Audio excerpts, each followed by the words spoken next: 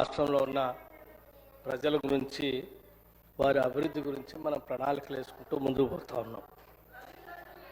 ఎందుకో కేటీఆర్ గారు దారి తప్పుతున్నారేమో అనిపిస్తూ ఉంది నాకు.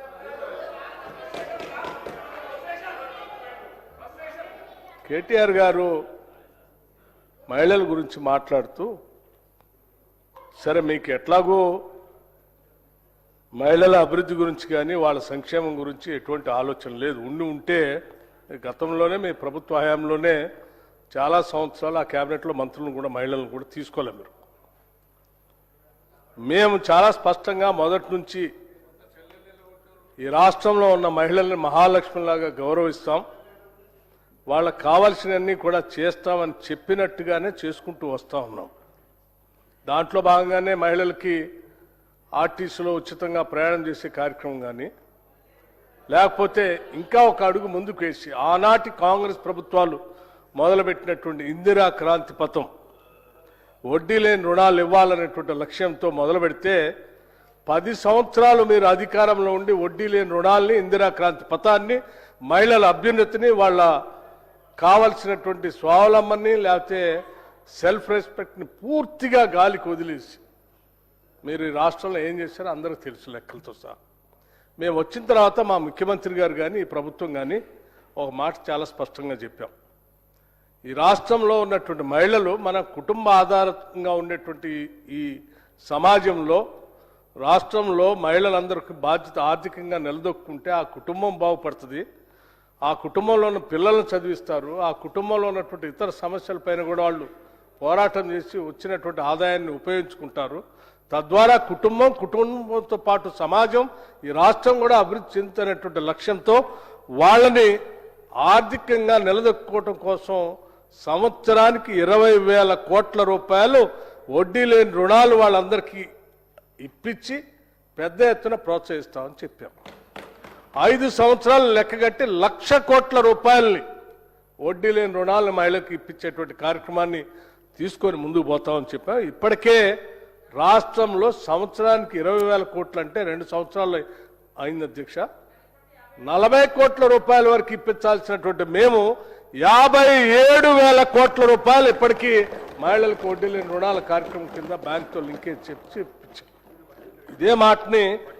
ఇదే మాటని గవర్నర్ గారు మాట్లాడిన దాంట్లో పుస్తకంలో మెన్షన్ చేశారు. మీరు 57,000 కోట్ల రూపాయలు దీంట్లో మహిళల కోసం ఇప్పించినటువంటి కార్యక్రమం మెన్షన్ చేశారు. కాకపోతే మీరు ఇందులో ఏదో వడ్డీ లేనటువంటి పదం లేకుండా అని చెప్పారు, అది రాలేదని చెప్తున్నాం. మేము ఇప్పటికి కూడా ఈ రాష్ట్ర ప్రభుత్వం మహిళల కోసం, ఆర్థిక సాధికారత కోసం వడ్డీ లేని రుణాలు ఇప్పించే కార్యక్రమాన్ని ప్రయారిటీగా పెట్టుకొని ముందుకు పోతా ఉన్నాం. అందుకే గ్రామీణ ప్రాంతాల్లో, నగరాల్లో కూడా ఇప్పటికే ఇచ్చాం.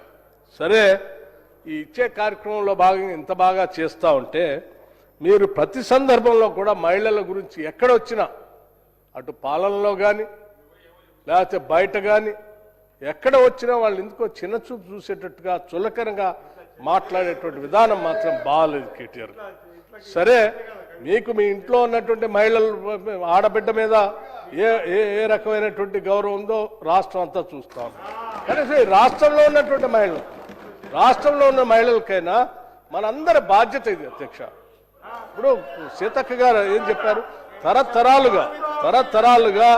తరతరాలుగా ఈ సమాజంలో అనగదొక్కపడి, తరతరాలుగా వాళ్ళకి ఆర్థిక స్వాతంత్రం లేక, లేకపోతే రాజకీయ స్వాతంత్రం లేక ఇబ్బంది పడుతున్నటువంటి మహిళల్ని మనం సమానంగా చూడాలి. ఈ రాష్ట్రంలో కాంగ్రెస్ ప్రభుత్వం వచ్చింది, ఈ ప్రభుత్వం ద్వారా వాళ్ళకి ఆత్మగౌరవం కలిగించేటట్టుగా ముందుకు తీసుకొని పోవాలనే లక్ష్యంతో మేము ముందుకు తీసుకొని పోతా ఉంటే మీరు అభినందించి ప్రోత్సహించాల్సింది పోయి అవకాశం వచ్చిన ప్రతి సందర్భంలో ఏదో రకంగా మహిళల్ని కించపరచాలనో అవమానపరచాలనో మాట్లాడేటువంటి మాటలు నిజంగా ఈ రాష్ట్రంలో ఉన్నటువంటి కోట్లాది మంది మహిళల మనసు గాయపరుస్తూ ఉన్నాయి అధ్యక్ష. ఇది కరెక్ట్ కాదు. దయచేసి కేటీఆర్ గారు ఇప్పటికైనా మహిళల గురించి మాట్లాడేటప్పుడు జాగ్రత్తగా ఆలోచన చేసి మాట్లాడాలి.